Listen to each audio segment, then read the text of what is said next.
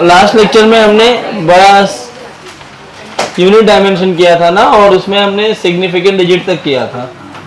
Significant digits में क्या पढ़ा था हमने कि नॉन जीरो डिजिट सिग्निफिकेंट होते हैं, दो नॉन जीरो डिजिट के बीच में जितने भी जीरोस आएंगे वो सिग्निफिकेंट होते हैं, किया था ना। और क्या किया था, अगर डेसिमल लेस वैल्यू है तो जीरोस को काउंट नहीं करते आफ्टर नॉन जीरो डिजिट्स, लेकिन डेसिमल है तो काउंट करना पड़ता है। और ऑर्डर ऑफ 10 जितने भी होते हैं, क्या वो ऑर्डर ऑफ 10 को हम सिग्निफिकेंट मानते हैं क्या? नहीं मानते। बराबर। एक इसके अंदर लास्ट पॉइंट है जिसको हम बोलते हैं order of magnitude.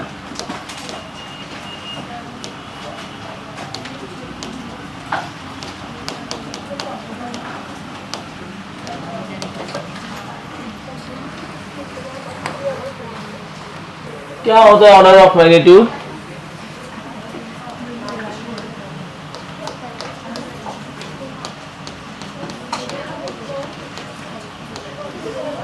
To represent a number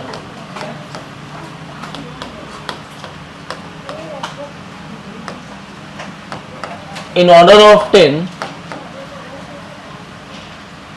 is called order of magnitude.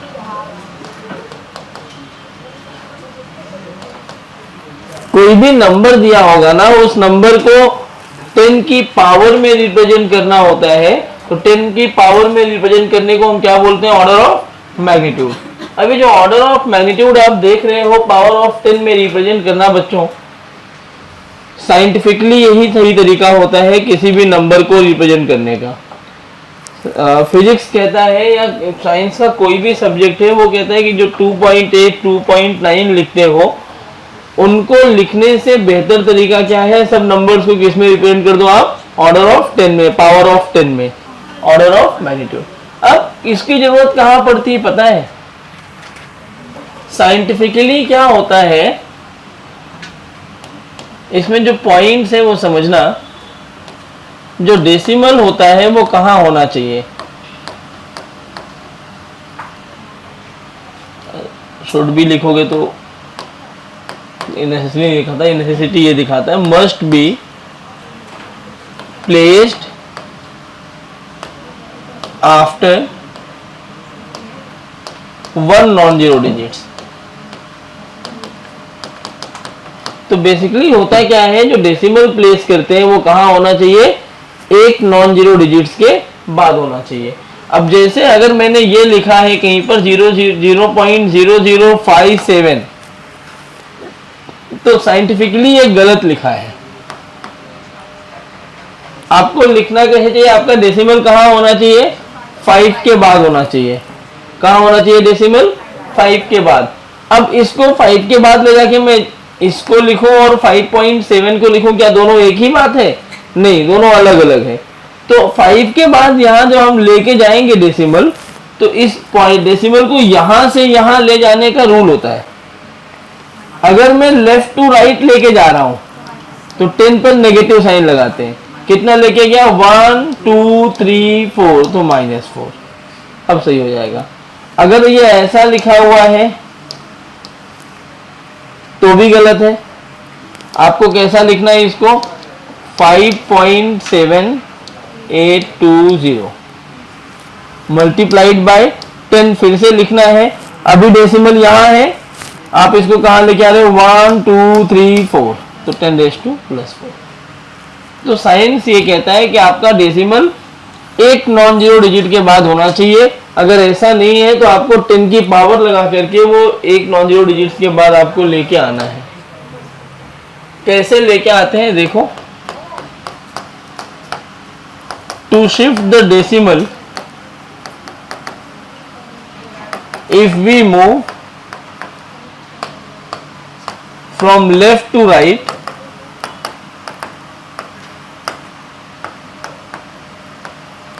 order of 10 will be negative, and from right to left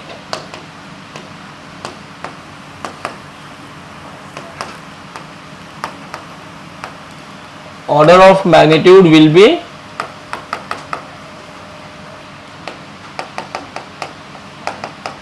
positive. मतलब अगर ये ऐसा लिखा है, अब आप लोग बताइए इसको क्या लिखूं मैं, करेक्ट वे क्या होगा इसको लिखने का? 2.8 इंटू -3। अच्छा, अगर ये ऐसे लिखा है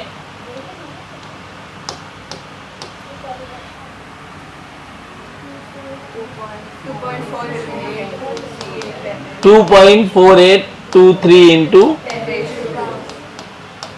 आपको आता है ये। अच्छा, कंप्लीट ऑर्डर ऑफ मैग्नीट्यूड में चेंज करना हो तो मतलब मुझे ये 2.4823 चाहिए ही नहीं, राउंड ऑफ कैसे करेंगे? नहीं, अब इसके लिए भी एक रूल होता है, to convert a number into order of magnitude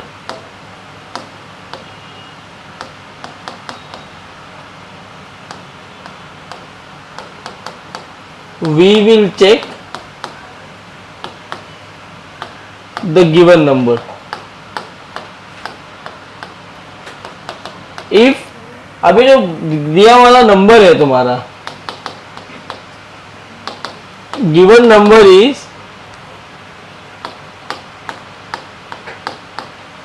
greater than or equal to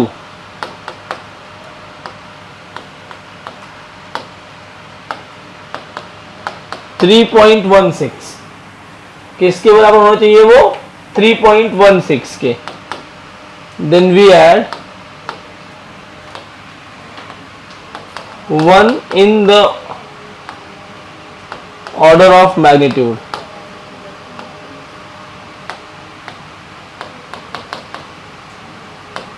else we leave that number.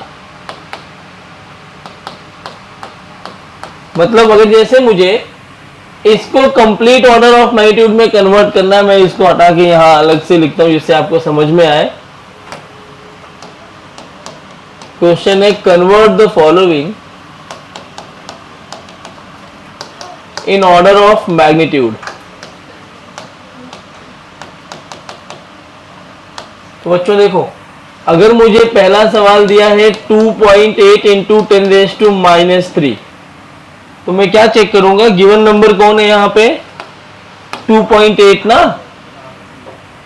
ये 2.8 क्या यहाँ छोटा है 3.16 से?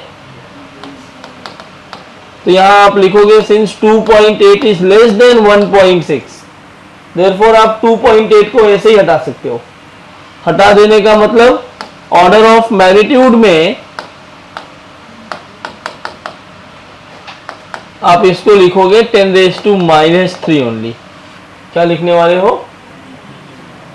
3.16 से छोटा है तो आपको कुछ नहीं करना है, मजे ले लो, छोड़ दो।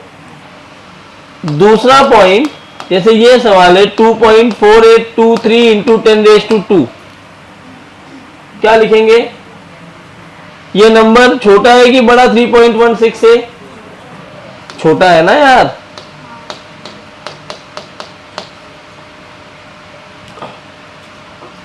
ये नंबर लेस देन 3.16 है, देयरफॉर ऑर्डर ऑफ मैग्नीट्यूड कितना हो जाएगा? 10²।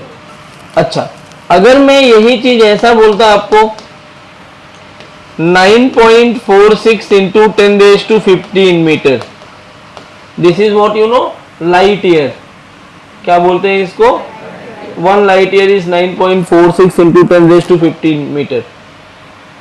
अभी कभी बता दूंगा मैं, ये जैसे डिस्टेंस के लिए मीटर यूज करते हो ना, light year is the largest unit of metre. एक पूरे साल में लाइट कितना चलेगा वैक्यूम में, वो ये डिस्टेंस होता है। Distance travelled by light in 1 year in vacuum. इसका क्या होगा ऑर्डर ऑफ मैग्नीट्यूड बोलो? अब ये 9.46 बड़ा है ना 3.16 से, तो आप क्या लिखोगे? 3.15 प्लस 1, सॉरी 10⁻15 प्लस 1, तो कितना हो गया ये? समझ आया? 3.16 से बड़ा हो या बराबर हो तो आप उसके पावर में एक ऐड कर दो, और छोटा हो तो आप ऐसे उसको छोड़ सकते हो। This is your order of magnitude. बहुत छोटे छोटे पॉइंट्स हैं, केमिस्ट्री में ज़्यादा इस्तेमाल होता है। एक चीज़ है जो मुझे कराने का मन नहीं है, खाली ऐसे बताऊंगा, क्या आपको राउंड ऑफ करना आता है? कैसे करते हैं? लास्ट डिजिट अगर 5 से छोटा है तो छोड़ देते हैं, 5 से बड़ा है तो उसके पहले वाले में 1 ऐड कर देते हैं, और 5 है तो 5 है तो दो चीज देखते हैं, उसके आगे अगर इवन नंबर है तो छोड़ देते हैं, ऑड नंबर है तो ऐड करते हैं। ठीक है, 5 के आगे अगर इवन नंबर है तो उसको छोड़ देते हैं 5 को, ऑड नंबर है तो ऐड करते हैं। तुम्हें आता है राउंड ऑफ करना, वो नहीं सिखा रहा हूँ, एक पॉइंट के लिए नहीं सिखाऊंगा, इसको नोट कर लो। फिर हम एक टॉपिक पढ़ेंगे, dimension.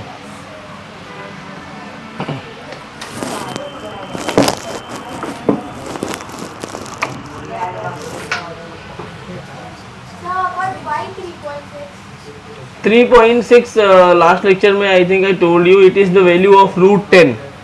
So if you want to add 1 तो 10 तो होना चाहिए ना, इसलिए 3.16।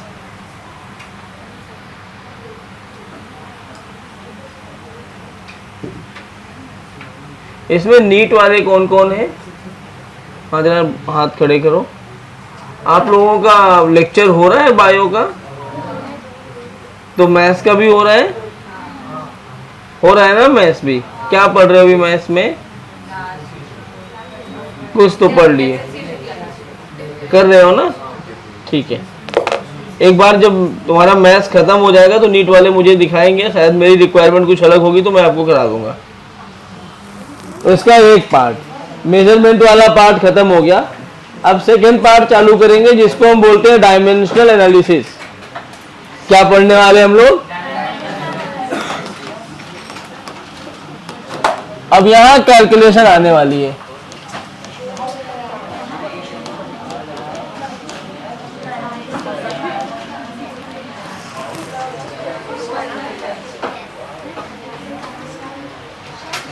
डायमेंशनल एनालिसिस जो है, ये पहले इसका मतलब समझो, ये पढ़ते क्यों है। अब देखो अभी तक ना क्या था, थ्योरेटिकल पार्ट था, आप मस्ती कर रहे थे, मैं आपको कुछ बोल नहीं रहा था।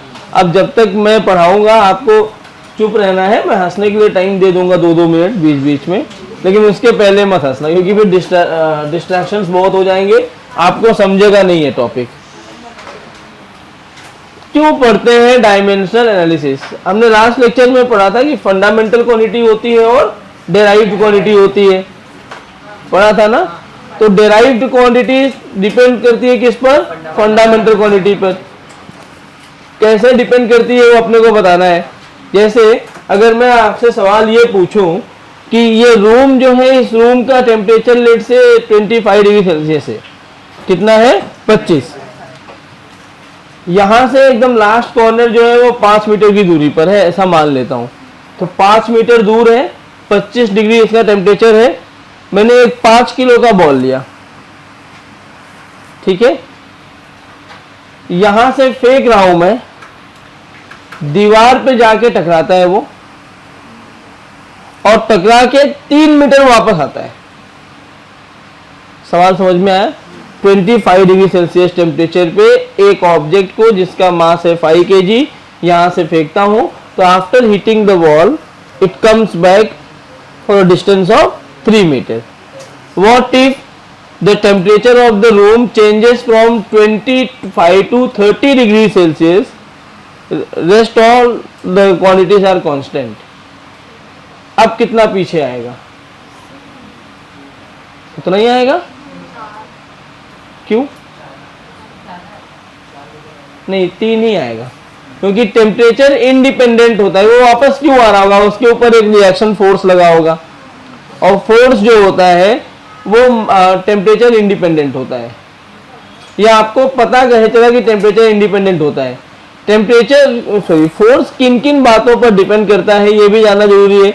तो फोर्स डिपेंड करता है मास पे, लेंथ पे और टाइम पे। किन किन बातों पे डिपेंड करेगा वो? Mass, length and time. Mass, length और टाइम में से कोई भी चीज आप चेंज करोगे तो फोर्स चेंज होगा। इसके अलावा दुनिया की कोई भी आप करंट बढ़ा दोगे कोई फर्क नहीं पड़ेगा, आप टेम्परेचर चेंज करो कोई फर्क नहीं पड़ेगा, आप अमाउंट ऑफ सब्सटेंसेस मतलब एटमॉस्फेयर जो डेंसिटी है यहाँ पे मॉलिक्यूल्स की वो चेंज कर दोगे तो भी कोई फर्क पड़ने वाला नहीं है। किस बात से फर्क पड़ेगा आपको? मास चेंज किया, लेंथ चेंज किया मतलब ये डिस्टेंस चेंज कर दिया मैंने, और टाइम चेंज कर दिया। तो तीन बात से किस पे फर्क पड़ता है? फोर्स पर। ये चीजें मैं कैसे बता पा रहा हूं? इसको बताने के लिए अब जैसे मैं बोलूं कि अगर मैं मास डबल कर दूं तो क्या होगा, तो आप देखिए उसके लिए ही अब डायमेंशन आपको पता है, तो ऐसे मैं अभी लिख रहा हूं समझाऊंगा कि फोर्स का डायमेंशन कितना होता है, mlt-2 कितना है, m for mass, l for length, t for time. तो आप बोलेंगे कि मास का जो डायमेंशन है वो 1 है, फोर्स में मास का डायमेंशन कितना है 1। तो अगर मैं मास को डबल कर दूंगा तो फोर्स पे क्या इफेक्ट पड़ेगा? तो अगर मैं मास को डबल कर दिया तो m की जगह मैं 2m रखूंगा तो रेस टू 1 का मतलब 2m हो गया, बाकी सबको कांस्टेंट रखा है। तो मास डबल करने से फोर्स कैसा हो जाएगा? डबल। अगर मैं लेंथ को डबल कर दूं, डिस्टेंस बढ़ा दूं तो भी फोर्स डबल। लेकिन अगर मैं टाइम को डबल कर दूं तो 2 टाइम्स कर दूं 1/4 हो जाएगा। क्यों? क्योंकि ये t⁻⁻2 है तो अल्टीमेटली 1/t² है। अब आपने क्या कर दिया 1/2t का स्क्वायर, कितना हो गया ये, मतलब टाइम पहले जितना था उसका 1/4 हो गया क्या? तो ये आपको पता है तो बिना पेन चलाए आप बता सकते हैं कि हाउ और quantity will change on what factor it depends. बहुत सारे फैक्टर्स होते हैं ना, तो जैसे लेंथ है, मास है, टाइम है, करंट है, टेम्परेचर है, तो कौन सी क्वांटिटी चेंज करने पे करिस्पॉन्डिंग चेंज आएगा दूसरी क्वांटिटी में, और कौन सी क्वांटिटी को चेंज करने पर कोई भी करिस्पॉन्डिंग चेंज नहीं आएगा, वो कौन बताएगा आपको? कौन बताने वाला है? डायमेंशन। तो ये डायमेंशन के बारे में अच्छे से समझते हैं ये है क्या चीज। तो जो अभी आप फंडामेंटल और डेराइव्ड पढ़े हैं बेसिकली उसका ही पार्ट है ये कहता है कि डायमेंशन क्या है, it is a power raised on fundamental quantities. किस पे लिखा गया ये? ब्रैकेट में मैं यूनिट्स भी लिख देता हूं क्योंकि फंडामेंटल क्वांटिटी अगर मुझे यूनिट पता है तो मैं क्वांटिटी अपने आप जान जाता हूं। To represent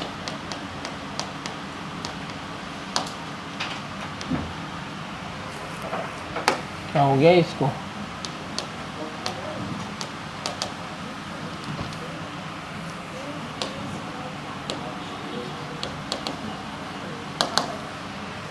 what is dimension? It is a power raised on fundamental unit to represent the right quantity। ठीक है, कैसे रिप्रेजेंट करते हैं उसके लिए समझो। ऐसा कोई रूल नहीं है लेकिन कि हमें स्क्वायर ब्रैकेट में ही रखना है। जैसे भी मास को मैं m ऐसे लिख दूं तो ये भी चलता है। अगर मैं ऐसे लिख दूंगा तो आपको ये समझ में आएगा कि ये डायमेंशन की बात की जा रही है। कोई ऐसा रूल नहीं कि स्क्वायर ब्रैकेट है क्यों लिखा, तुम्हारी मर्जी, तुम स्क्वायर ब्रैकेट मत लगाओ, तुम कोई भी ब्रैकेट लगा लो, लेकिन इन जनरल सब स्क्वायर ब्रैकेट में ही लिखते हैं। तो डायमेंशंस जो होते हैं ना, ध्यान से देखो तो फंडामेंटल क्वांटिटीज के dimensions, fundamental quantities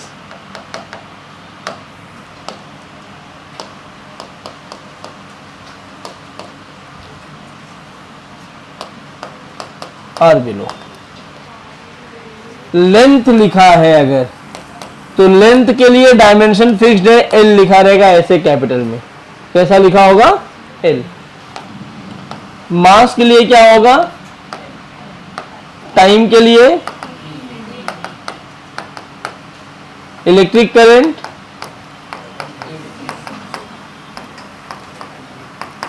electric current को ए से भी दिखाते हैं, कहीं कहीं पे आई भी लिखा होता है।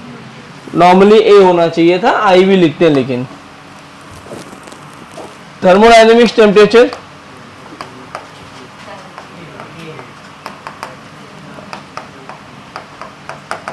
इसको के भी लिखते हैं, कहीं कहीं पे थीटा भी लिखते हैं। के या थीटा दोनों आए तो आप समझ जाए किसकी बात हो रही है, टेम्परेचर की। ल्यूमिनस इंटेंसिटी के लिए, हाँ कोई बोला अभी, क्या बोला, C D. Amount of substance, अब आपको ये भी पता है कि ये जो 7 क्वांटिटीज आपको लिखी हुई है, इनके अलावा सब कैसी है, डेराइव। तो इनके अलावा जितनी भी क्वांटिटीज हैं उनको रिप्रेजेंट करने के लिए आप इनको ही इस्तेमाल करेंगे। तो उनका कैसे इस्तेमाल करना है वो आपको कौन बताएगा, डायमेंशन। बेसिकली कैलकुलेशन आसान करने का काम कर देता है कौन, आपका डायमेंशन। समझ में आ रहा है, कोई दिक्कत यहां तक, ये डायमेंशन है। अब इनको इस्तेमाल करके जो फार्मूले बनाए जाते हैं ना, उनको हम बोलते हैं डायमेंशनल फार्मूला। क्या बोलते हैं, अब ये कौन कौन से फार्मूला होते हैं देखो ध्यान से। जैसे मैंने कोई भी क्वांटिटी ले लिया, कौन सा ले लूं, एरिया ले लिया। क्या ले लिया मैंने, एरिया।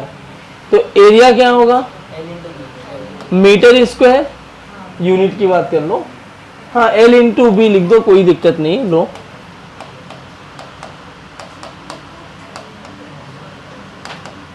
लिख सकते हैं लेंथ इंटू ब्रेथ।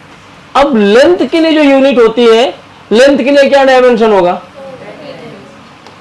ब्रेथ के लिए क्या होगा, तो ये क्या बन जाएगा, L2। स्क्वायर नहीं पढ़ते इसको, L2 मतलब एरिया में लेंथ की क्या डायमेंशन है, L2 है। अब लिखने का ये तरीका, मतलब L2 is the dimensional formula of area, लेकिन ये लिखने का तरीका नहीं होता। जब भी लिखना है आपको बेस क्वांटिटी के साथ लिखना होगा। यहां पर m नहीं है तो आप ऐसे लिखोगे, m0 L0 T0, L0 L2 T0। ये किसके लिए हो गया, एरिया। इसका क्या मतलब है, मतलब मान लो ये एक कोई रेक्टेंगल है, इतना ही साइज है, इसको मैंने ऐसे मटेरियल से बनाया है कि इसका वजन 2 किलो है, तो इसका कुछ तो एरिया है। Keeping all the dimensions constant, अगर मैं इसका मास 5 kg कर दूं तो एरिया क्या होगा। आप बोलोगे कि मास पर डिपेंडेंसी कितनी है, m0, मतलब मास का कोई काम नहीं है, मास का कोई भी काम नहीं है। तो मास चेंज करो मत करो, इसके एरिया में कोई फर्क पड़ने वाला नहीं है। 5 बजे इसका एरिया कुछ था, 10 बजे एरिया कितना होगा, क्योंकि टाइम डिपेंडेंसी नहीं है। इसको मैं एक रूम टेम्परेचर पे रखा हूँ 25 डिग्री सेल्सियस पे, तो इसका एरिया 10 मीटर स्क्वायर है। अगर मैं इसको लेके ग्लेशियर पे चला जाऊं तो क्या एरिया होगा, 10 ही रहेगा, बिकॉज थीटा इंडिपेंडेंस है, टेम्परेचर पे डिपेंडेंसी नहीं है। हाँ, क्योंकि याद करो हमने लास्ट लेक्चर में बात की थी MKS सिस्टम और CGS सिस्टम। इनिशियली 3 ही क्वांटिटीज बनाई गई थी, and these 3 are the base quantities, mass, length and time. इसलिए हम इन तीनों की बात करते हैं। पहले MKS था, बाद में MKS-A आया। इसको क्योंकि A एम्पियर है, करंट नहीं था तब भी इंसान जी रहा था, लेकिन मास तो हमेशा से था ना। Mass, length and time are the base quantities to survive, ये होता है। किसी भी क्वांटिटी को डिफाइन करना है तो mass, length and time compulsory quantities होती हैं।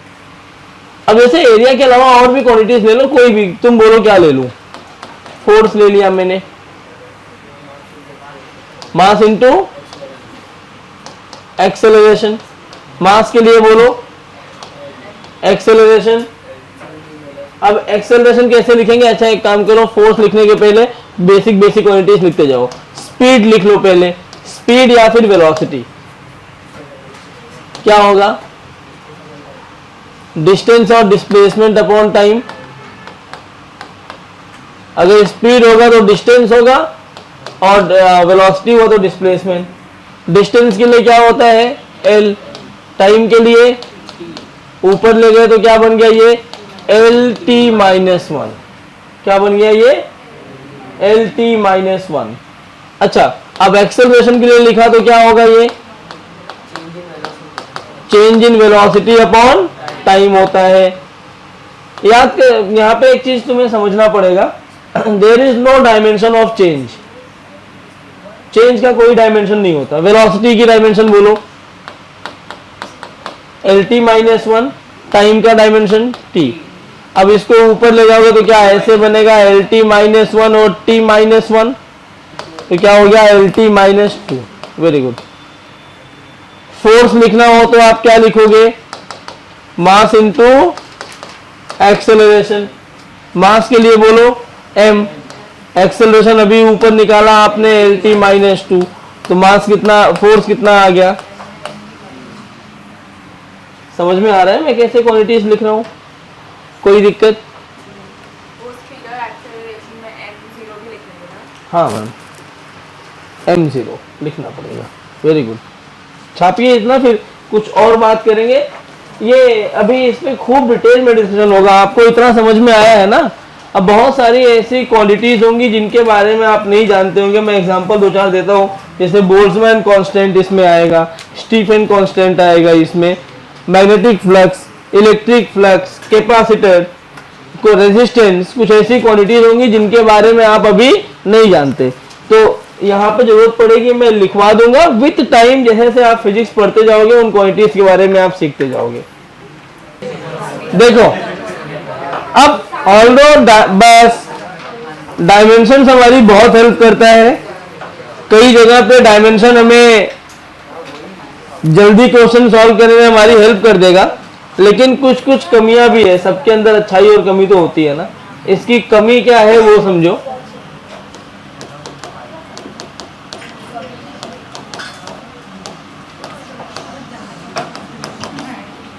लिमिटेशन, क्या क्या लिमिटेशन है बताओ। पहला लिमिटेशन ये है,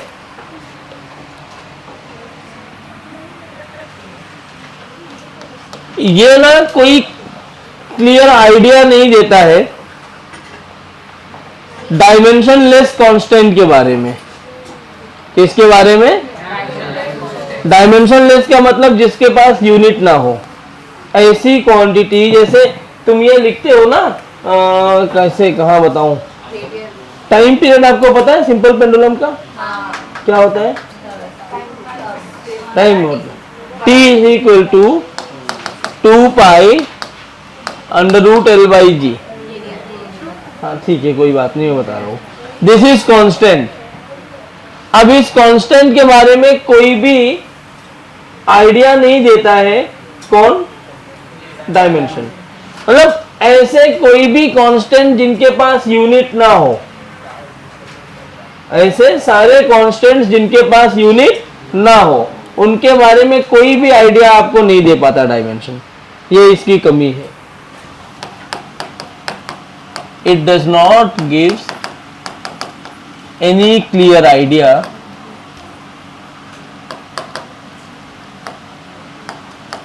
अबाउट डायमेंशनलेस क्वांटिटीज। डायमेंशनलेस यहां ब्रैकेट में लिख रहा हूं मैं।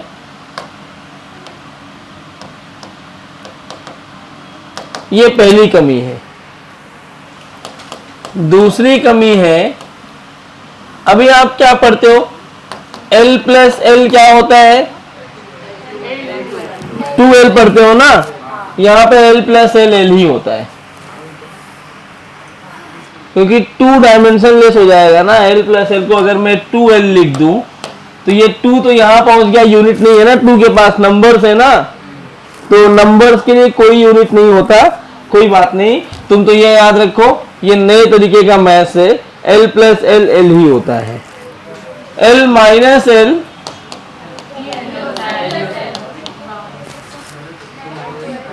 है, मतलब there is no dimension of change.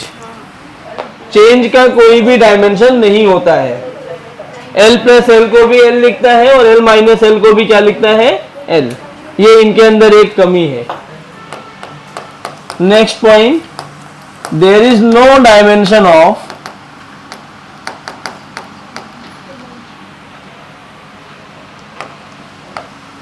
Logarithmic functions.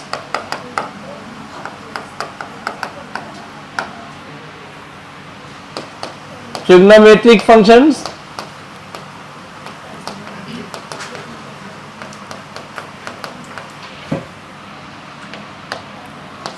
Integral functions and exponential functions. नाम ऐसे बहुत भारी भारी से लग रहे हैं ना, अब एक एक का मतलब समझो। लॉग जानते हो ना, जैसे मैंने लिख दिया log 22 समथिंग समथिंग, तो अगर लॉग लगा दिया तो इसका डायमेंशन नहीं होगा, लॉग लगाने के बाद डायमेंशन गायब। किसी भी नंबर के आगे लॉग लगा दिया तो उसमें कोई भी डायमेंशन नहीं आता। साइन कॉस टेन लगा दिया, जैसे मैंने लिख दिया साइन ए एक्स प्लस बी, तो यहां भी कोई डायमेंशन, साइन लगा दिया तो डायमेंशन लेस हो जाता है। लॉग लग गया, साइन लग गया। अभी तुम डिफरेंशिएशन पढ़ रहे हो ना, आगे पढ़ोगे इंटीग्रेशन। क्या पढ़ोगे आगे? इंटीग्रेशन। तो इंटीग्रेशन कहीं लिखा होगा तो उसके लिए भी कोई भी डायमेंशन नहीं होता। और एक है exponential function.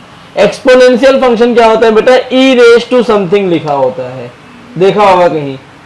E raise to बोलते हैं ना कि ग्राफ में ड्रास्टिक चेंज हो रहा है, वो तुमने इंग्लिश पढ़ी होगी, मैथ्स में नहीं पढ़ा। तो एक्सपोनेंशियल ग्रोथ होता है, इकोनॉमिक्स में सुना होगा तुम लोगों ने ना कि अगर तुम्हारा ग्रोथ एक्सपोनेंशियली हो रहा है तो एक पॉइंट पे जाके आपका ग्राफ नीचे गिरेगा। तो जो एक्सपोनेंशियल ग्रोथ होता है उसको आप बोलते हो ई पावर समथिंग, ई पावर समथिंग। तो किसी भी नंबर पे ई पावर समथिंग लिखा हो, या ई को कहीं कहीं पे ई एक्स पी भी लिखते हैं, तो ई पावर समथिंग लिखा हो या फिर ई एक्स पी पावर समथिंग लिखा हो, उनका कोई भी डायमेंशन नहीं होता है। क्लियर हुआ? खैर अभी धीरे धीरे सब क्लियर होगा, खाली अभी लिमिटेशन बता रहा था मैं। तो एक लिमिटेशन आपको ये मिला कि जो डायमेंशन लेस कांस्टेंट है उनके बारे में कोई आइडिया नहीं देता। L plus L, L minus L, दोनों की वैल्यू एल दे देता है, तो तुम समझ नहीं पाओगे प्लस किया गया कि माइनस किया गया। तीसरा ये है, कहीं लॉग आ गया, साइन कॉस टेन आ गया, इंटीग्रेशन आ गया, एक्सपोनेंट आ गया, तो उस जगह पे ये फेल हो गया, ये तुम्हें कोई जानकारी दे ही नहीं पाएगा। सही बोल रहा हूँ क्या मैं? सबको समझ रहा है पक्का? तो ये इसकी एक लिमिटेशन है। थ्योरी वाला पार्ट खत्म करना है अपने को, फिर हमारे बस एक और पॉइंट है, फिर हम आज कैलकुलेशंस पे आएंगे। 2 दिन से थ्योरी ही पढ़ रहे हैं, ठीक है? ये समझा? इसके बाद फिजिकल क्वांटिटीज को कितने पार्ट में डिवाइड कर सकते हैं? अभी आप बोलोगे सर अभी तो आपने डिवाइड किया था 2 पार्ट में, फंडामेंटल और डेराइव, अब फिर आप डेराइव कर रहे हो। तो भाई जैसे आपको ये बोलूं मैं कि कोई भी क्वांटिटी है उसका आप क्लासिफिकेशन कर रहे हैं, तो किसके बेसिस पे क्लासिफिकेशन कर रहे हैं वो भी तो इम्पोर्टेंट है ना। तो वो जो क्लासिफिकेशन था वो क्लासिफिकेशन था डिपेंडेंसी और इंडिपेंडेंट क्वांटिटीज पर। वही था ना कि एक डिपेंडेंट क्वांटिटीज थी और एक इंडिपेंडेंट थी। तो on the basis of dependency हमने फिजिकल क्वांटिटी को 2 पार्ट में डिराइव किया। On the basis of dimension हम कितने पार्ट में डिराइव कर सकते हैं? ये जो यहां पढ़ रहे हो किसके बेसिस पे कर रहे हो? डायमेंशन के बेसिस पे। तो डायमेंशन के बेसिस पे हम 2 पार्ट में इसको डिवाइड कर सकते हैं। पहला पार्ट होगा हाँ डायमेंशनल क्वांटिटीज, और दूसरा कौन सा? मैं ना बहुत सीक्वेंस में जाना चाह रहा हूं तुम्हारे लिए, इतना सीक्वेंस में मैं कभी पहले नोट्स दिया नहीं है। आज तुम्हारे बैच में अच्छा लग रहा है, मुझे नोट्स देने का मन कर रहा है, तो अच्छा नोट्स दे रहा हूँ तो ढंग से पढ़ लेना, नहीं तो मैं सब क्वेश्चन करवा देता हूँ, अब तक उड़ा देता हूँ ये सब। इनमें 2 पार्ट फिर होते हैं।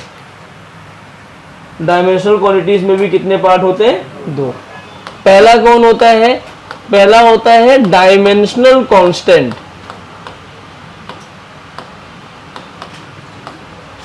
और दूसरा होता है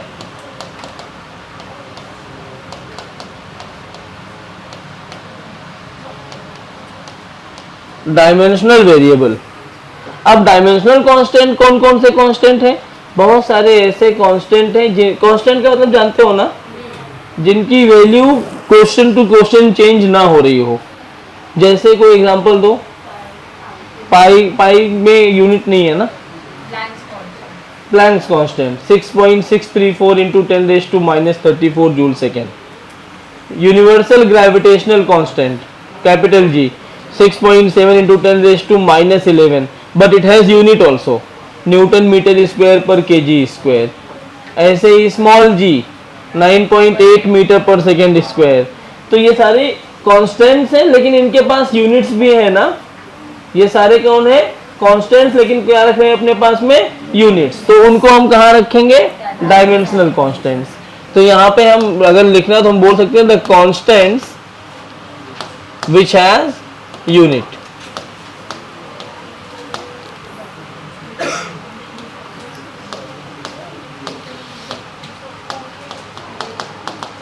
फॉर एग्जाम्पल यहाँ पे मैं बोल सकता हूं acceleration due to gravity, universal gravitational constant,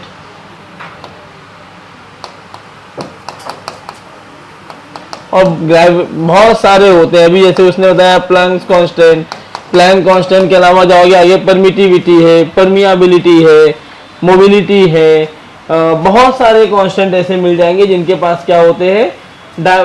unit भी होता है और एक कांस्टेंट वैल्यू रखते हैं। तो उन सबको आप कहाँ रखोगे? डायमेंशनल कांस्टेंट में। तो डायमेंशनल कांस्टेंट किसको बोलते हैं?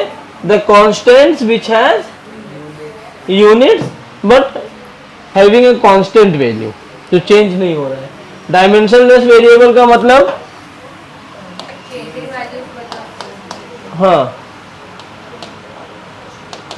the variables which has unit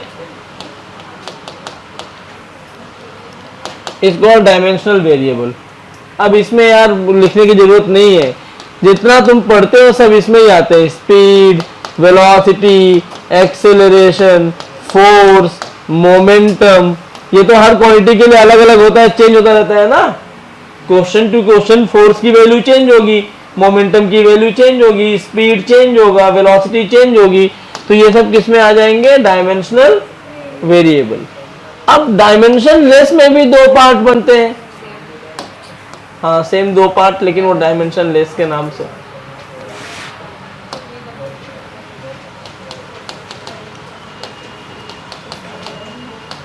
dimension less constant और दूसरा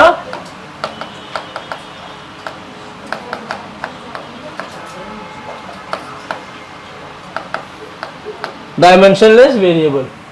तो कौन कौन से कांस्टेंट है dimensionless? The constants which has no unit.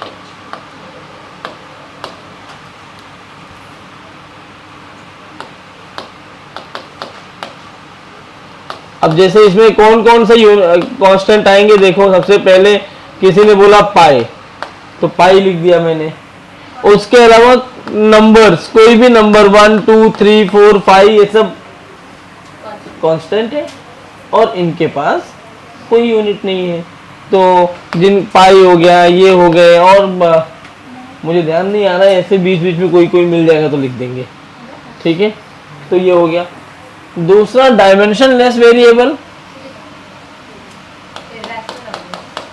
ये इसमें आ जाएंगे, सब इसमें ही आएंगे। पाई तो इरेशनल नंबर ही है ना, रेशनल इरेशनल सब इसमें आएंगे। The variables which has no unit, वो डायमेंशन लेस वेरिएबल होते हैं। अब इसमें सबसे इंपॉर्टेंट आता है थीटा। थीटा के पास आप बोलोगे यूनिट तो है, लेकिन वो सप्लीमेंट्री यूनिट आया था, याद है? Radian. Unit metre by metre cancel out हो रहा था, तो एंगल जो है वो सप्लीमेंट्री यूनिट लगता है, लेकिन फंडामेंटल यूनिट अपने पास नहीं रखता। इसीलिए थीटा, और थीटा सबके लिए अलग अलग होगा ना, 30 डिग्री होगा, थीटा 60 हो सकता है, 90 हो सकता है। तो थीटा एक डायमेंशन लेस वेरिएबल है, ठीक है। ऐसे ही कुछ और क्वांटिटीज का मैं नाम लिख दे रहा हूं, आगे आप देखोगे। स्ट्रेन, स्ट्रेन क्या होता है? जैसे कोई भी ऑब्जेक्ट है, ये है, इसकी लेंथ इतनी है, मैं पिघलाया, मेल्ट किया या कुछ भी किया, इसकी लेंथ को बढ़ा दिया ठोक पीट के कुछ भी करके, तो जो रेशियो आता है change in length upon original length, उसको आप क्या बोलते हो? स्ट्रेन। क्या बोलते हो? स्ट्रेन। तो वो स्ट्रेन भी कैसी क्वांटिटी हो जाएगी? Dimensionless variable.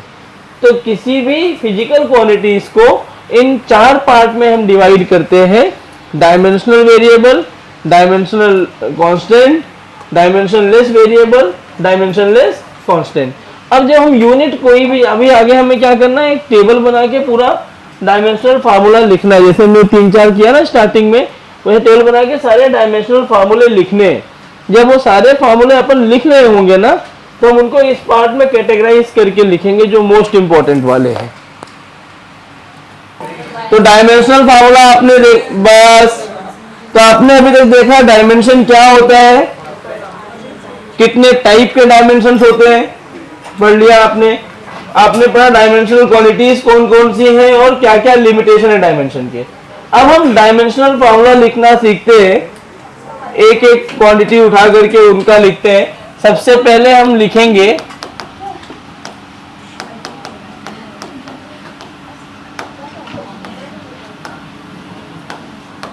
डायमेंशनल फार्मूला लिखेंगे।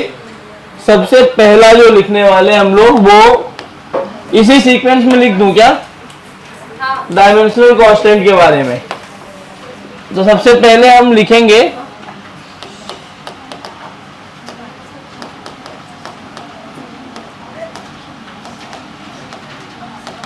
डायमेंशनल कांस्टेंट का डायमेंशनल फार्मूला। कौन कौन से डायमेंशनल कांस्टेंट आप लोग जानते हो? एक एक लिखते हैं। सबसे पहले एक्सेलरेशन ड्यू टू, जिसको अपन क्या बोलते हैं? स्मॉल जी। स्मॉल जी के लिए क्या डायमेंशन होगा? अच्छा, स्मॉल जी है क्या? एक्सेलरेशन ही है ना, तो एक्सेलरेशन की डायमेंशन तो वही लिखेंगे एक्सेलरेशन के लिए, LT-2। सही तरीका लिखने का क्या है? M0 LT-2, लेकिन मैं नहीं लिखूंगा क्योंकि मेरे पास उतना टाइम नहीं है, तुम लिख लेना। दूसरा मैं लिख रहा हूं universal gravitational constant. Universal gravitational constant, capital जी। ये क्या होगा?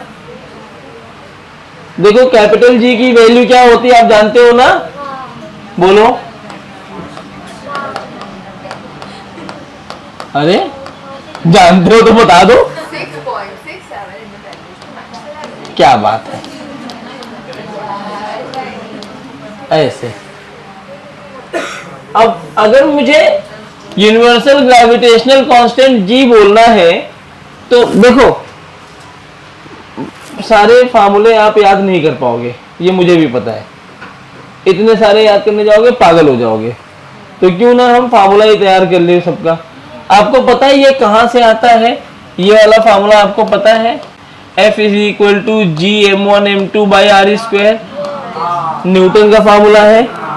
आप हाँ, अच्छा, तो यूनिवर्सल ग्रेविटेशनल कांस्टेंट यही कैपिटल जी है। आपको क्या क्या याद रखना चाहिए? स्पीड याद रखना चाहिए, वेलोसिटी याद रखना चाहिए, एक्सेलरेशन याद रखना चाहिए और फोर्स याद रखना चाहिए, बस। अब इधर देखो, इसको ऐसे लिखूं अगर मैं, Fr² अपॉन m1m2, तो क्या ये G बन जाएगा? अब इन्हीं का ना एक काम करते हैं, ऐसा ना लिख करके एक टेबल बना के लिखता हूं। अरे कोई बात नहीं, चुप चुप, एकदम चुप।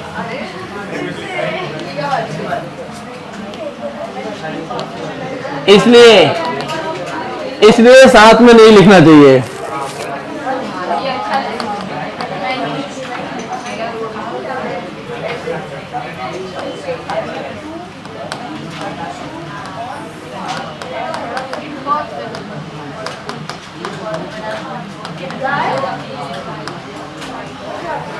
ठीक है, इधर देखो, सबसे पहले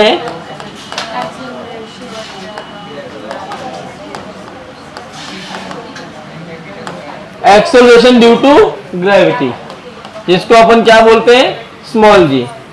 स्मॉल जी की वैल्यू होती है 9.8 मीटर पर सेकेंड स्क्वायर। 9.8 यहाँ लिख दो मीटर पर सेकेंड स्क्वायर, इसमें फार्मूला लिखना होता है, लेकिन जी के लिए जो फार्मूला है मैं नहीं लिख रहा हूं, मन है तो लिख दो, capital G M by R square होता है। और यूनिट यहाँ पे आ गया मीटर पर सेकेंड स्क्वायर, तो यहाँ लिखोगे एल टी माइनस 2। वही चीज लिख रहा हूँ जो पहले लिखा था, लेकिन अब थोड़ा ऑर्गेनाइज तरीके से लिखा ताकि आपको याद करने में दिक्कत ना हो फार्मूले के साथ। Universal gravitational constant. अब आप लोग बताएंगे क्या लिखना है मुझे। जी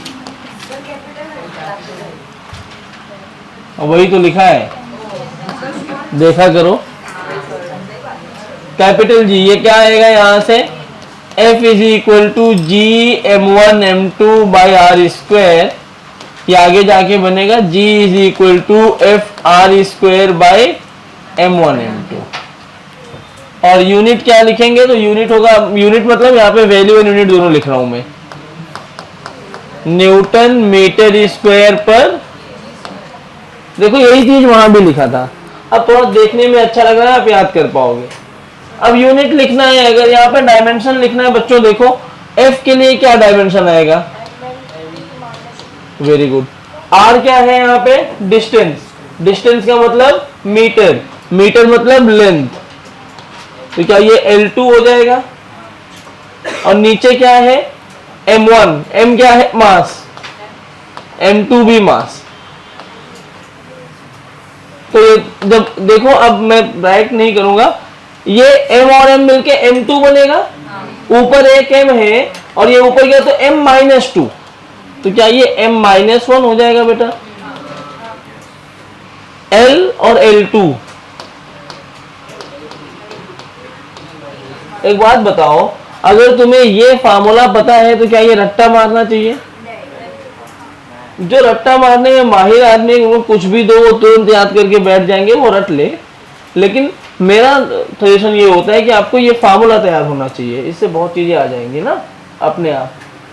और दूसरा क्या है, और देखो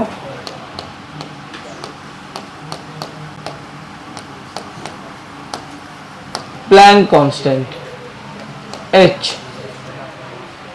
H क्या होता है, कुछ तो होता है, E is equal to H nu, frequency पता होगा ना। तो H की वैल्यू होती है E बाई न्यू, और न्यू ना लिख के मैं फ्रीक्वेंसी को F लिख देता हूं। इसकी वैल्यू होती है 6.634 इंटू 10⁻⁻34 जूल सेकेंड। एनर्जी क्या होती है, what is the unit of energy, joule ना। एनर्जी मतलब वर्क डन, उसका भी जूल होता है। और वर्क डन क्या होता है, फोर्स इंटू डिस्प्लेसमेंट। तो फोर्स के लिए क्या यूनिट होती है, डिस्प्लेसमेंट होता है L। क्या ये बन गया mL2T-2। देखो क्या पूरी यूनिट तुम्हें याद रखनी है कि एक दो याद रख लिया काम बन जाता है, वो तीन ही याद किया ना, फोर्स डिस्प्लेसमेंट वेलोसिटी, उसमें सब उसमें ही आ जाएंगे। तो यहाँ एनर्जी के लिए मैं क्या लिखूंगा, mL2T-2। What is frequency, 1 time period. तो फ्रीक्वेंसी क्या होगा, 1/T, मतलब 1 T, या क्या ये बन जाएगा T⁻⁻1, मतलब ये बन गया T-1, T ऊपर जाके नहीं, क्योंकि ये +1 बनेगा ऊपर जाके। -2 + 1 कितना होगा, -2 और +1 कितना होगा, ये होगा ना। समझा क्या, कोई दिक्कत।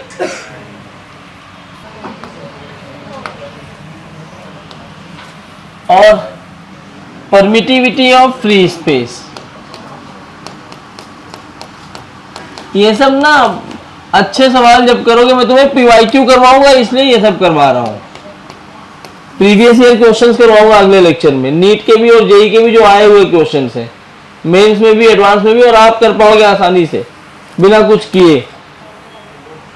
इसको ऐसे दिखाते हैं ई नॉट। ये क्या चीज है? हाँ अरे वाह, इसको पढ़ते हैं एप्सिलॉन नॉट। क्या होता है इसका formula? F is equal to 1/4 epsilon naught Q1 Q2 by R square. किसने करवाया? अच्छा वो एटॉमिक स्ट्रक्चर पढ़ा रहे हैं क्या? तो यहां से एप्सिलॉन नॉट आ जाएगा Q1 Q2/4 F R square. Correct. देखो Q मतलब चार्ज, चार्ज मतलब कूलम। इसकी वैल्यू होती है 8.85 इंटू 10⁻⁻12 कूलम स्क्वायर पर न्यूटन मीटर स्क्वायर। 1/4 क्या है? डायमेंशनलेस कांस्टेंट है।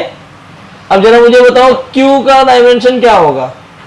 चार्ज क्या होता है? Current into time.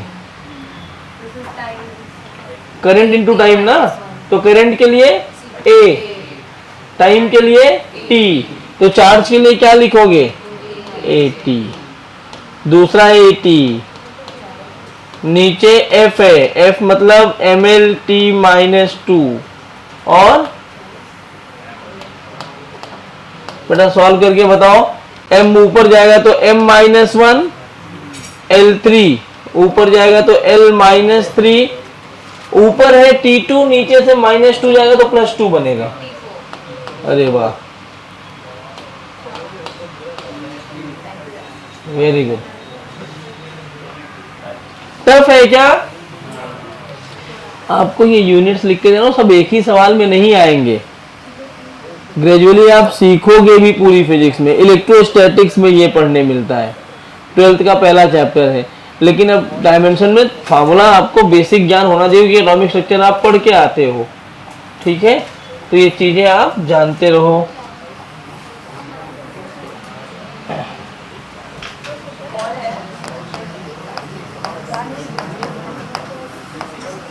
Boltzmann constant, इसको कैपिटल K से दिखाते हैं। और ये क्या होता है?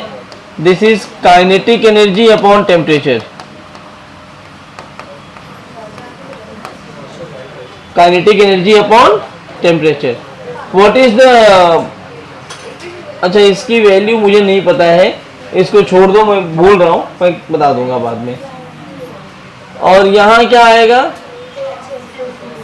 देखो काइनेटिक एनर्जी क्या होती है? ml2t-2।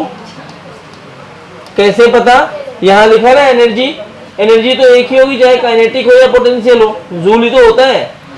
और टेम्परेचर क्या होता है? K या फिर थीटा, में थीटा ले लेता हूं।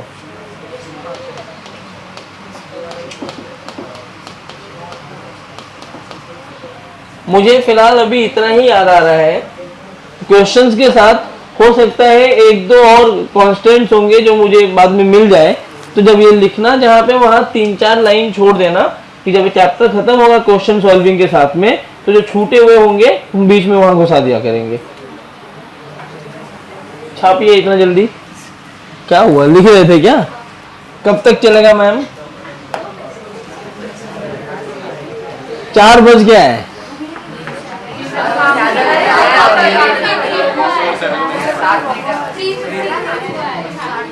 हाँ 4:33 को छोड़ूंगा। तो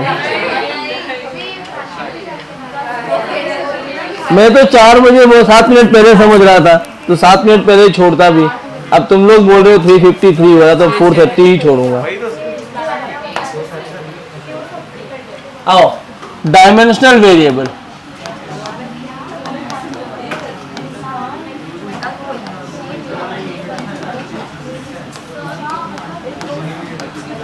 हाँ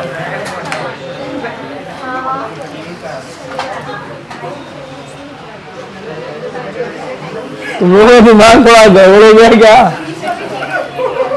ये नीट में ही है ना? यहाँ स्क्रू होता है, चेक करो। है डायमेंशनल वेरिएबल बहुत सारे हैं, एक एक करके देखते हैं।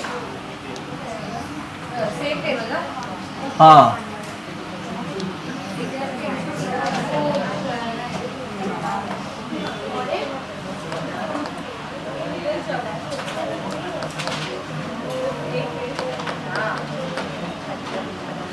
हाँ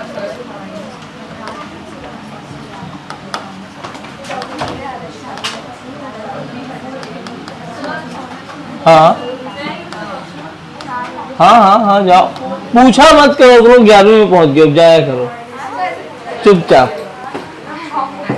अभी 2 4 10 दिन तुम नए नए हो, उसके बाद 3 घंटे किसी को हिलने नहीं देता मैं क्लास में से। बाहर नहीं बैठना है, जो उठा ऐसे गेट बंद कर लेते हो, बाहर टहलो फिर, क्योंकि 3 घंटे का तुम्हारा पेपर होगा।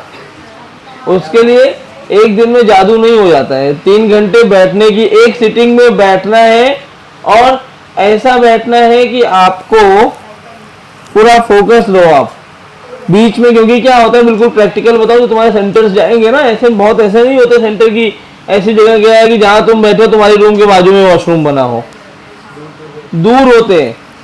1 2 मिनट जाने में लगा, 1 2 मिनट आने में लगा, 1 2 मिनट वहां लगा, 6 मिनट गया, गए तुम्हारे 5 7 10 क्वेश्चन उतना। और अगर 3 घंटे भी बैठ नहीं पाते, तुम उस टाइम लगातार बैठने भी लगोगे तो तुम्हारा फोकस ही हट जाएगा। जैसे अगर तुम 1 घंटे लगातार बैठ के पढ़ते हो तो 1 घंटे पूरी एनर्जी के साथ पढ़ोगे, पेपर लिखोगे, अगले 2 घंटे नहीं लिख पाओगे। बच्चों बातें मत करो तुम दोनों, लास्ट वार्निंग है बता रहा हूँ। मस्ती करना अलग चीज होती है, लेकिन बात करना अलग चीज होती है। पढ़ाई करो, पढ़ाई कर लो अच्छे से, बातें नहीं। तो ये सब चीजें आपको बहुत अभी से सीखनी है कि 3 घंटे आपको उठना नहीं है, एक साथ बैठना है। अभी मान लो शुरुआत है तो घर पे नहीं बैठ रहे होगे, बाद में घर पे भी जब आप सेल्फ स्टडी भी करोगे तो एक सिटिंग होनी चाहिए 3 घंटे की। एक स्ट्रेच में 3 घंटे बैठोगे तो आपको बहुत फायदा होगा आगे चल के, ठीक है। और तो यहाँ पे एक एक क्वांटिटी पढ़ते हैं, बहुत सारे जितने भी क्वांटिटीज पढ़ रहे हो डायमेंशनल कांस्टेंट के अलावा सब कहाँ आएंगे, वेरिएबल में तो आएंगे ना। वेरिएबल में कौन कौन आ गया, जैसे स्पीड ले लिया, क्या फार्मूला है स्पीड के लिए, डिस्टेंस अपॉन टाइम। यूनिट क्या होगी,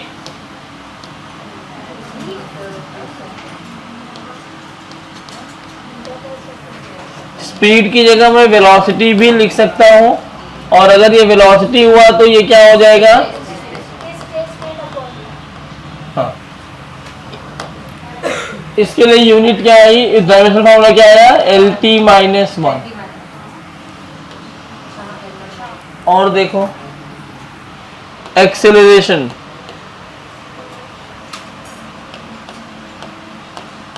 this is change in velocity upon time, यही होता है ना। यूनिट क्या है, अब मीटर के लिए क्या यूज करते हो, L, सेकेंड स्क्वायर के लिए T-2। फिर फोर्स, या फोर्स के पहले लीनियर मोमेंटम, जानते हो ना, ये मोमेंटम का नाम सुना है, क्या फार्मूला होता है, इसको A लिखते हैं, इसको V लिखते हैं, इसको P, मास इनटू यूनिट बोलो जरा, मास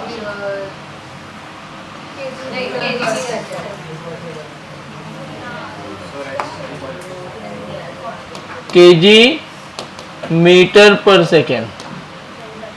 तो केजी के लिए M, मीटर के लिए L।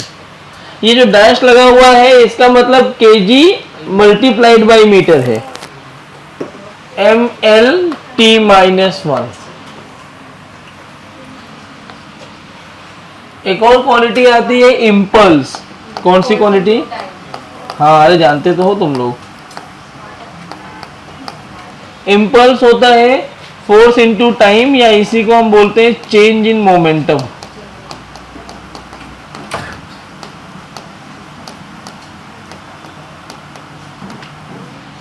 लीनियर मोमेंटम या force into time interval.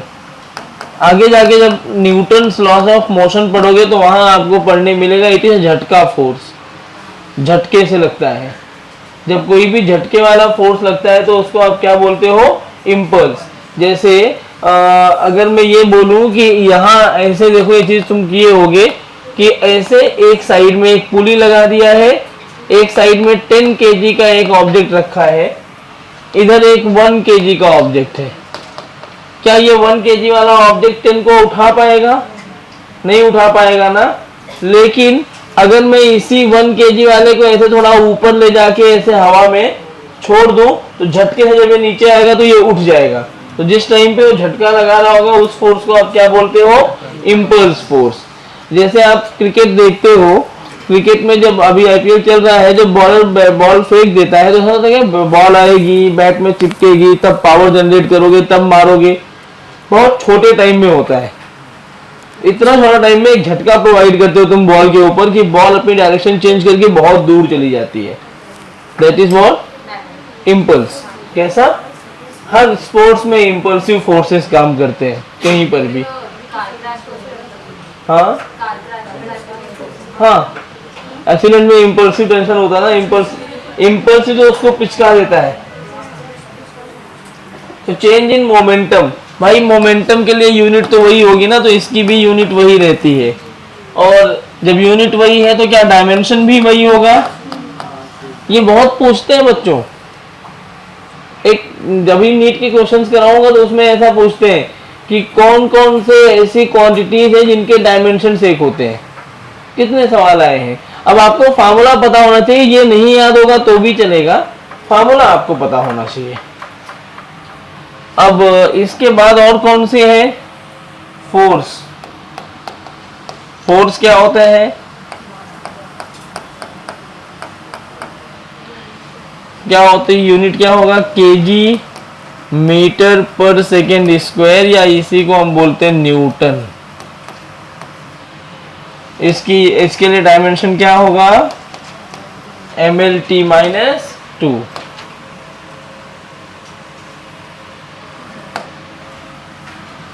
Force के बाद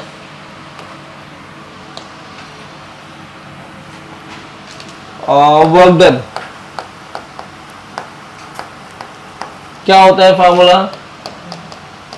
फोर्स इंटू डिस्प्लेसमेंट। यूनिट क्या होती है फोर्स के लिए? न्यूटन इंटू मीटर, या फिर इसी को बोलते हैं जूल। यूनिट देखो, न्यूटन के लिए क्या आया था? mlt-2। मीटर के लिए एक एल और आ जाएगा तो क्या ये बन गया ml2t-2। सिंपल है ना? टफ है क्या ये? बहुत आसान है बच्चों, खाली तुम्हें समझना चाहिए कि मैं कर क्या रहा हूं। एनर्जी, कोई भी एनर्जी ले लो, एनर्जी होती क्या है? Work done. नहीं, वो पावर होता है। The capacity of doing work is energy. तो वर्क डन ही हुआ ना बेसिकली, जितना आप काम कर रहे हो उतनी आपकी एनर्जी है। तो वर्क डन मतलब इसकी यूनिट भी जूल ही होती है, इसके लिए भी डायमेंशन यही होता है। करेक्ट? फटाफट से तुम लिखते चलो। अब ऐसे ही टेबल दोबारा बनाना, मैं टेबल पूरा नहीं बना रहा हूं, खाली लिख रहा हूं। एनर्जी के बाद पावर। क्या होता है power? Work done upon time. Energy unit क्या होती है? हाँ, जूल पर सेकेंड, या इसी को हम बोलते हैं वाट। और आगे बोलो। लेखक बेटा, मैं लेक्चर में हूँ। हेलो, मैं लेक्चर में था, बोलो लेक्चर। बोलो बोलो बोलो। सुबह भी फोन किए थे। कल पेपर है तो पेपर में जो आएगा लिख देना, क्या पूछना है उसमें। नहीं, टर्फ पे नहीं आ रहा हूँ मैं, सॉरी। मैं फोन करता हूँ तुम्हें, लेक्चर में हूँ मैं तुम्हारे सीनियर से। कल पेपर के बाद टर्फ पे बुला रहे हैं, बताओ मैं पागल हूँ। और ये लोग टर्फ रखते हैं कादी गली में, जाने आने में मेरा पूरा संडे खराब हो जाए, घर वाले और डांटते हैं, फिर अब फिर खाना नहीं मिलता।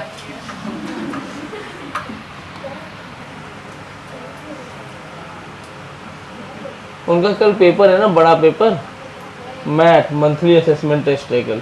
उसके बाद उनको लगता है कि बस जंग जीत लिए, अभी जंग खत्म। क्या होगा ये? ml2 टी माइनस टू ऊपर से था, नीचे एक टी और आएगा तो टी माइनस थ्री बनेगा। देखो नीचे टी है ना, ऊपर जाके टी माइनस वन। ठीक है। और पावर के बाद टॉर्क है क्या? टॉर्क नहीं सुना? नहीं जानते? आईसीएससी में कौन कौन था? पहले चैप्टर में ही था ना वो, ऐसे लेफ्ट हैंड साइड पे बॉक्स बना के लिखा है। कौन सा? इसमें सेरेना पब्लिकेशन में लेफ्ट हैंड साइड में, जहाँ angular effect of force, angular effect of force. जब गाड़ी कोई गोल गोल घूमती है ना तो उस पर टॉर्क लगता है। गाड़ी देखते हो तो जब गाड़ी खरीदने जाते हो उसमें बोलते हैं ना इतने bhp का टॉर्क है इसके ऊपर, वो टॉर्क यही है कि जब उसको घुमाओगे तो कितना ग्रिप बना के वो गोल गोल घूम जाएगी, ड्रिफ्ट मारने का टर्निंग इफेक्ट। और ये रोटेशनल मोशन नाम का पूरा चैप्टर है। Moment of force, moment of force is torque. कोई बात नहीं, ये रोटेशनल मोशन में पूरा टॉर्क 3 दिन पढ़ेंगे हम, परेशान मत हो। 3 लेक्चर 8 घंटे पढ़ेंगे, पागल कर देंगे तुम्हें इसमें। टॉर्क क्या होता है?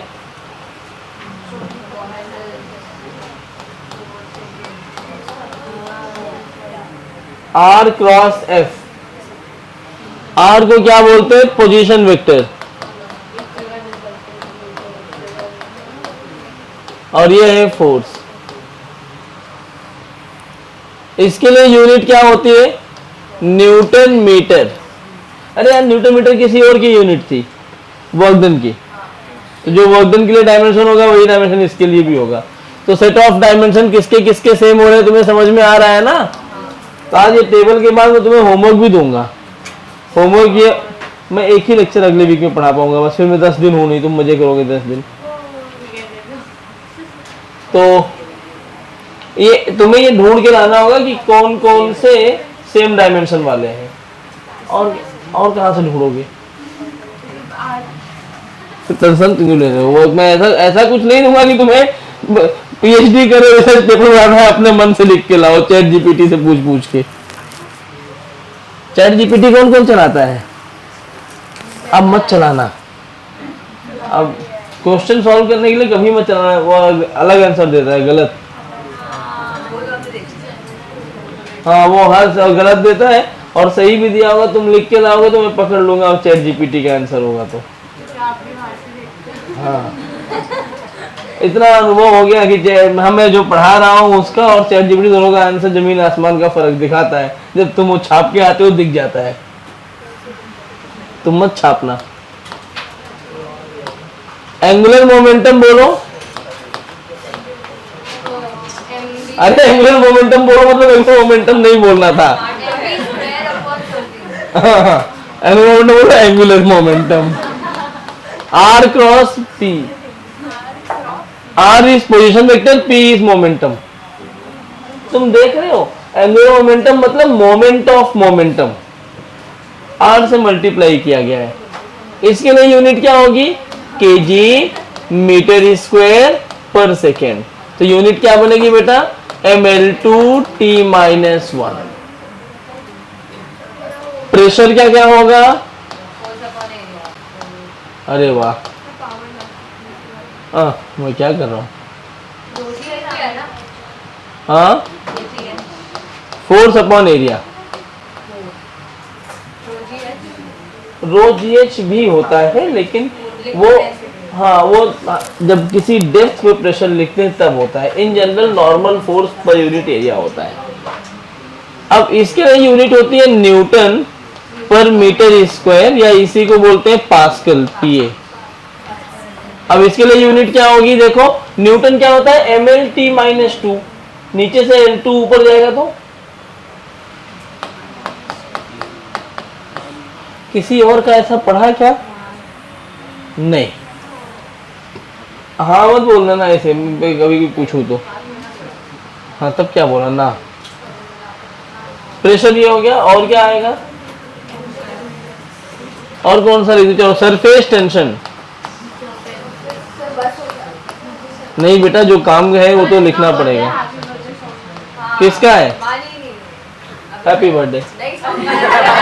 हाँ बाद में गाएंगे ना, अभी खत्म होने दो 4:30 के बाद हम गा के तब घर जाएंगे, जैसे मतलब 10 मिनट गाना गाओगे तुम लोग? तुम्हारी कैसेट फर्स्ट जाएगी क्या बीच में? सरफेस टेंशन क्या होता है? Force upon length. Force upon length क्या होता है? न्यूटन पर मीटर। तो बेटा ये देखो, अगर न्यूटन पर मीटर लिखोगे तो mL/t-2 अपॉन L, L तो मर जाएंगे, mL/t-2। तुम तो मरे हुए हो, तुम्हें कौन सी जरूरत है मरने की? इतना लिखो, 3-4 और है बस, 3-4 और है। अरे टेबल तो खत्म करने दो, ऐसे ऐसे कर रहे हो। सरफेस टेंशन क्या होता है? हाँ बताता हूँ। आप नहाते हो? नहाते हो, बाल धुलते हो नहाने के बाद? तो जब बाल धुलते हो बाल ऐसे चिपके रहते हैं, और क्यों चिपके रहते हैं? क्योंकि 2 बाल के बीच में जो गैप है ना, ये चाहता है कि इसके जो पानी होता है वो चाहता है अपना एरिया कम से कम रखना, तो इसमें चिपके रहते हैं। कभी कब धुलते हो? कभी गलती से धुल जाए, रोई वटोरी घर में गलती से धुल दिया होगा, जानबूझ के नहीं धुला होगा, मुझे पता है कि हम पढ़ रहे हैं हम कैसे धुले। कभी गलती से कटोरी वगैरह धुल दिया, धुल के जब स्लैब पे रखते हो ना, तो उसको उठाने में वो चिपक जाता है, फोर्स लगाना पड़ता है। क्योंकि जो पानी का लेयर होता है ना, पानी की एक टेंडेंसी होती है कि जो कांटेक्ट सरफेस है ना, उसका सरफेस का कांटेक्ट मिनिमम करना है, कम से कम कांटेक्ट करना है। ये सरफेस की प्रॉपर्टी होती है। इसका सबसे ज्यादा अच्छा एग्जांपल है वाटर ड्रॉप्स आर स्फेरिकल। जब पानी गिरता है तो क्यों ऐसा फट के नहीं गिरता, क्यों ऐसे गोल वायर एकदम स्फीयर जैसा ही बन के निकलता है। एयर बबल्स जो होते हैं वो प्रॉपर स्फीयर क्यों होते हैं? क्योंकि उनका स्फीयर का रेडियस सबसे कम रेडियस होता है। ये फ्लूइड मैकेनिक्स नाम का एक टॉपिक है, वहां पढ़ने मिलेगा।